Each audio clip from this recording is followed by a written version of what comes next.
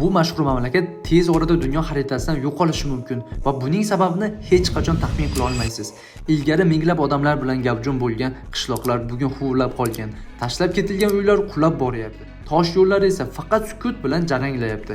6000 dan ortiq qishloq butunlay bo'shab qolgan. Maktablar esa yopilmoqda, chunki ularda o'qitadigan bolalar qolmagan. 2015-yilda Sog'liqni saqlash vaziri mamlakat tashqi tahdid emas, balki ichkaridan o'layotganini e'lon qilgan edi. Buning sababi nima? Tug'ilish darajasining keskin va uzoq muddatga pasayishi.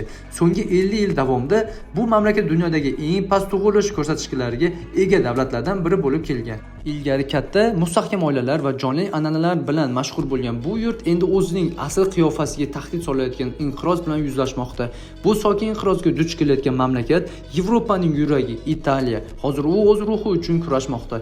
Bir mamlakat o'zini qayta tiklash qobiliyatini yo'qotsa nima bo'ladi? Agar bu aytilmagan hikoya sizni qiziqtirsa, fikrlaringizni bo'lishing va Italiya kelajagi haqida suhbat boshlashga yordam bering. Kech bo'lishdan oldin izoh qoldiring.